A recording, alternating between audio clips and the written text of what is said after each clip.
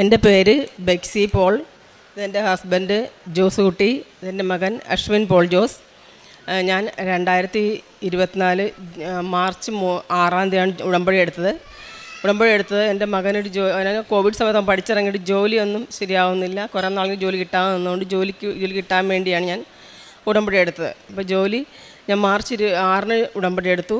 April 14-ന് നമ്മൾ ഒരു private company ജോലി കിട്ടി. അപ്പം ഈ പ്രൈവറ്റ് കമ്പനിയിലായതുകൊണ്ട് ലീവ് കിട്ടാൻ പറ്റാത്തതുകൊണ്ട് ഞാൻ ഉടമ്പടി സാക്ഷ്യം പറയാൻ വേണ്ടി കുറേ തവണ വന്നപ്പോഴൊക്കെ സിസ്റ്റർ പറഞ്ഞ് പറ്റില്ല. കാരണം ഉടമ്പടി എടുത്തിട്ട് അതിന് ജോലി കിട്ടിയ ആളും മോനാണ്. ഞങ്ങൾക്ക് മോനെ അറിയില്ല, അതുകൊണ്ട് മോൻ വരാതെ സാക്ഷ്യം പറയാൻ പറ്റില്ല. അങ്ങനെ നീണ്ടു പോയതാണ്. അപ്പോൾ കുറച്ച് വൈകി, അതുകൊണ്ട് അതിന് ക്ഷമ പറയുകയാണ് ഞാൻ മാതാവിനോട്. അതിനുശേഷം ജോലി കിട്ടി. അത് കഴിഞ്ഞിട്ട് ഞങ്ങൾ കുട്ടനാടാണ് ഞങ്ങൾ താമസം. അപ്പോൾ ഓരോ പ്രളയകാര്യം വരുമ്പോഴും ബന്ധുക്കളുടെ വീട്ടിലൊക്കെ പോയി നിൽക്കും. അപ്പോൾ അത് നല്ല സങ്കടത്തിലാണ് നിൽക്കണം. കാരണം എല്ലാ വർഷവും പ്രളയം വരുമ്പോഴും സഹോദരങ്ങളുടെ വീട്ടിലൊക്കെ പോയി നിൽക്കും. അപ്പോൾ നല്ല സങ്കടം നിൽക്കുമ്പോൾ. കാരണം ഇതെന്തൊരു സങ്കടമാണ്. ഒരു പ്രളയം ഭീതിയില്ല, താമസിക്കാൻ ഒരു വീട് വേണം. അതൊരു വലിയ പ്രാർത്ഥനയായിട്ട് ഞാൻ എന്നും ഇങ്ങനെ പറയുമായിരുന്നു. അമ്മേ, എനിക്കൊരു പ്രളയം വരുമ്പോൾ പേടിച്ചോടാതിരിക്കാൻ ഒരു വീട്, ഒരു വഴി, നല്ല വഴി വേണം, പിന്നെ ശുദ്ധജലം കിട്ടണം. ഇത്രയും മാത്രമേ പ്രാർത്ഥിച്ചുള്ളൂ. അല്ലാതെ വലിയൊന്നും വേണമെന്ന് ആഗ്രഹിച്ചിട്ടില്ലായിരുന്നു. അങ്ങനെ മാതാവ് എനിക്ക് ഈ കഴിഞ്ഞ ഫെബ്രുവരിയിലൊരു ലാസ്റ്റ് വീക്കിലൊരു വീട് ഞങ്ങൾ വാങ്ങി. അപ്പം വീട് അഡ്വാൻസ് കൊടുക്കാൻ പോകുമ്പോഴും കയ്യിൽ പൈസ ഇല്ല. മാതാവിൻ്റെ കാശിനെ വെച്ചിട്ട് ഞാൻ മാതാവ് ഈ വീട്ടിൽ എന്നെ കൊണ്ട് നിർത്തി എനിക്കിതങ്ങനെ വാങ്ങാൻ പറ്റും. കാരണം എനിക്ക് 55 വയസ്സ് കഴിഞ്ഞു, 56-ാമത്തെ വയസ്സാണ് നിൽക്കണം. എനിക്ക് ലോൺ ബാങ്ക് തരുമെന്ന് എനിക്കറിയില്ല. അപ്പോൾ ഞാൻ കുറേ ബാങ്കുകൾ ഞങ്ങൾ കയറിറങ്ങി. പക്ഷേ എന്നിട്ടും മാതാവ് അഡ്വാൻസ് കൊടുക്കുന്നതന്നെ മാതാവിൻ്റെ കാശിൻ്റെ കയ്യിൽ നീ കൊടുത്തോ എന്ന് തന്നെ മാതാവ് മനസ്സിൽ പറയാനാണ്. ഞാൻ അഡ്വാൻസ് കൊടുത്തു. അത് കഴിഞ്ഞ് എങ്ങനെയൊക്കെ ആയാലും ലോൺ 35 ലോൺ സാങ്ഷനായി. ഞങ്ങൾ ആ വീട് വാങ്ങി, ആധാരമൊക്കെ എഴുതി. ഇപ്പോൾ 2-3 ആഴ്ചയുള്ള ആധാരം. അപ്പോൾ ഞാൻ വീണ്ടും വന്നു സാക്ഷ്യം പറയാം. അപ്പോൾ സിസ്റ്റർ പറഞ്ഞ് പറ്റില്ല, വീട് കിട്ടിയതല്ല, ആദ്യത്തെ സാക്ഷ്യം പറയേണ്ടത് മോൻ്റെതാണ്, അതവിടെ പെൻഡിങ് കിടക്കാൻ. അതുകൊണ്ട് അവൻ വരാൻ ഞാൻ സാക്ഷ്യം പറയിപ്പിക്കത്തില്ല എന്ന് പറഞ്ഞു. അവൻ ഇപ്പം ഓടി ബാങ്കിൽ നിന്ന് പ്രൈവറ്റ് ബാങ്കിലാണ്. അപ്പോൾ അവിടുത്തെ പ്രൈവറ്റ് ബാങ്കിൽ നമുക്കറിയാം എല്ലാ ബാങ്കിൻ്റെയും ബുദ്ധിമുട്ട്. ഇപ്പോഴും തിരക്ക് പിടിച്ച് ഞാൻ പറഞ്ഞ് ഉച്ച ചെയ്താൽ 1 മണിക്കൂറത്തും പറഞ്ഞ് വന്നേ പറ്റുള്ളൂ സാക്ഷ്യം പറയണം അമ്മയ്ക്ക്. കാരണം നമ്മൾ പുതിയ വീട് വാങ്ങിയിട്ട് പാല് കാച്ചിന് മുന്നേ സാക്ഷ്യം പറയണം അമ്മ പറഞ്ഞ മാതാവിനോടെന്ന് പറഞ്ഞു. അപ്പോൾ ഞങ്ങൾ അടുത്ത ദിവസം തന്നെ വൈകാതെ പാല് കാച്ചും. അതിനു മുമ്പ് സാക്ഷ്യം പറയാൻ വേണ്ടിയിട്ടാണ്. അങ്ങനെ ഒരു അത്യാവശ്യം സൗകര്യം, എല്ലാ വണ്ടികളും കയറുന്ന വഴിയും ശുദ്ധജലമുള്ള നല്ല പൈപ്പ് വെള്ളവും ബോർവെൽ വെള്ളം എല്ലാ വെള്ളങ്ങളുമുള്ള നല്ല ഒരു വീട് കിട്ടി. അതിന് മാതാവിന് ഒത്തിരി സ്നേഹത്തോടെ ഞാൻ നന്ദി പറയുന്നു.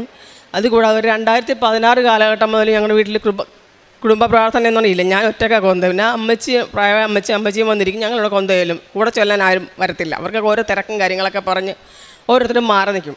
അപ്പം ഞാൻ പറയും, മാതാവ് ഞാൻ എന്നും ഒറ്റയ്ക്ക്, ഞങ്ങളിങ്ങനെ 2 വയസ്സന്മാരേ ഉള്ളൂ, കൊന്തയിലുള്ളൂ, കൂടെ വെമ്മാരൊന്നും വരുന്നില്ലോ എന്നിങ്ങനെ പറഞ്ഞ് പ്രാർത്ഥിക്കുമെന്ന്. ഇപ്പം ഈ കഴിഞ്ഞ മാസം മുതൽ നോയമ്പ് തുടങ്ങിയപ്പോൾ കൊന്ത ചെല്ലുമ്പോഴും കുരിശിൻ്റെ വഴിക്ക് എല്ലാം ഇപ്പം മുടങ്ങാൻ എല്ലാ വെള്ളിയാഴ്ചയും കുരിശിൻ്റെ വഴിക്കും ഞാനും എൻ്റെ മക്കളും ഭർത്താവും കൂടെ. ഇന്ന് അമ്മച്ചിയും ഞാൻ മുടങ്ങിയിട്ടില്ല. കാരണം അതിന് ഞാൻ ഒത്തിരി കാരണം അതൊരുപാട് അനുഗ്രഹം എനിക്ക് തന്നു. കാരണം ഒത്തിരി സങ്കടപ്പെട്ടു ഞാൻ. ഇപ്പം നിങ്ങൾ പ്രാർത്ഥന എല്ലാം വരുന്നില്ലോ എന്ന് ഓർത്ത് വിഷമിച്ച് ഞാൻ സങ്കടപ്പെടലാണ്. അത് മാതാവിക്ക് വലിയ അനുഗ്രഹമായിട്ട് ഞാൻ കരുതുന്നു.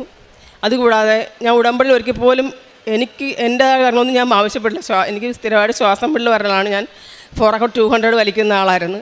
അപ്പോൾ ഡെയിലി ബ്രെഡ് അച്ഛൻ്റെ പ്രാർത്ഥന ദിവസം വെളുപ്പിനായിട്ട് അച്ഛൻ്റെ ശ്വാസകോശികൾക്ക് സൗഖ്യം ലഭിക്കാൻ പ്രാർത്ഥിച്ചു. അപ്പോൾ ഞാൻ പ്രാർത്ഥിച്ചു, മാതാവേ ഈ പ്രാർത്ഥന എനിക്കൂടെ ഫലിക്കട്ടെ. കാരണം എന്നും 2 നേരം ഇൻഹേൽ എടുക്കുന്നുണ്ട്. പിന്നെ എല്ലാ ഡിസംബറിലും അഡ്മിറ്റ് ആവും ആശുപത്രിയിൽ. ശ്വാസം വിടൽ കൂടും. ഒരു 5 ദിവസം ആശുപത്രി കിടക്കും. ഒരു 10-15 ആശുപത്രിക്കാർക്ക് കൊടുക്കും. അങ്ങനെയാണ് പതിവ്. പക്ഷേ കഴിഞ്ഞ ഡിസംബറിൽ ശ്വാസം വിടൽ വന്നില്ല, ആശുപത്രിയിൽ അഡ്മിറ്റ് ആയില്ല. കുറേ നാളുകളായിട്ട് ഇപ്പം ഒരു 7-8 മാസമായിട്ട് ശ്വാസം വിടൽ ഇതുവരെ ഇല്ല. പിന്നെ ബാഗിൽ ഇൻഹേലർ ഇല്ല. മറ്റത് ഞാൻ എവിടെ പോകുമ്പോഴും ബാഗിൽ ഇൻഹേലർ കൃത്യമായിട്ട് കരുതും. കാരണം എപ്പോഴും ശ്വാസം വിടൽ വരാം. രാവിലെയും വൈകിട്ടും വലിച്ചാലും ഇടയ്ക്ക് വരുമ്പോൾ വീണ്ടും വലിക്കും. അങ്ങനെയൊക്കെ ഇപ്പം ഒരു 7-8 മാസം എൻ്റെ ബാഗിൽ ശ്വാസം ഇൻഹേലർ മാറ്റി വെച്ചിരിക്കുന്നു, അത് വലിക്കുന്നില്ല. അങ്ങനെ അനുഗ്രഹങ്ങൾ ഒരു നിര തന്നെ മാതാവ് എനിക്ക് തന്നു. എല്ലാത്തിലുപരി ഉടമ്പടിയെടുത്ത് 15 ദിവസത്തിൽ എൻ്റെ മാതാവ് എനിക്ക് എൻ്റെ മകന് ജോലി എന്നാണ് ഞാൻ ഒത്തിരി നന്ദി പറയുന്നു. അത്ര സമ്പന്നമൊന്നും ഇല്ലാത്തതുകൊണ്ട് ഞാൻ എല്ലാ ശനിയാഴ്ചകളും ആലപ്പുഴ ജില്ലാ ഹോസ്പിറ്റലിൽ 2 പൊതി ചോറ് കൊണ്ട് കൊടുക്കും. അതിനെ മാർഗം ഞങ്ങൾ വീട്ടിലേക്ക് പറയാൻ ചിലപ്പോൾ ചില ദിവസങ്ങൾ വെക്കാൻ പറഞ്ഞ് ഞാൻ 2 പൊതി വാങ്ങിച്ചിട്ട് ആശുപത്രി കൊടുക്കും. പിന്നെ എല്ലാ മാസവും ഒരു 500 രൂപ എടുത്തിട്ട് എനിക്ക് മാസം പൈസ കിട്ടുമ്പോൾ 500 രൂപ ഇല്ലാത്തവർക്ക് ഡ്രസ്സ്, ചിലപ്പോൾ നൈറ്റി ആവും, അല്ലെങ്കിൽ സാരി, എന്തെങ്കിലും ഒരു ഡ്രസ്സ് ആർക്കെങ്കിലും വാങ്ങിച്ചു കൊടുക്കും. അതല്ല അരി വാങ്ങിക്കാൻ പൈസ ഇല്ലാത്തതാണ്, അത് പൈസ ആയിട്ടും കൊടുക്കും. അരി വാങ്ങിച്ചോ എന്ന് പറയും. അത്രയൊക്കെ പറ്റത്തുള്ളൂ. ആർക്കും വലിയ ഒന്നും എടുക്കാൻ പറ്റുന്ന സാഹചര്യം എനിക്ക് നിലവിലില്ലാത്തതുകൊണ്ട് ഞാൻ പറയും മാതാവേ എനിക്ക് കൂടുതൽ വരുമാനമോ എൻ്റെ മക്കൾക്ക് വലിയ ജോലിക്ക് കൂടുതൽ സഹായിക്കാൻ എന്നെ കൊണ്ട് പറ്റും. അത് ഞാൻ അതിന് ഒത്തിരി ഒത്തിരി നന്ദി പറയണം മാതാവിനോട്. എൻ്റെ മാതാവ് എനിക്ക് തന്ന എല്ലാ അനുഗ്രഹങ്ങൾക്കും ഈശോയ്ക്കും മാതാവിനും 1000 നന്ദി.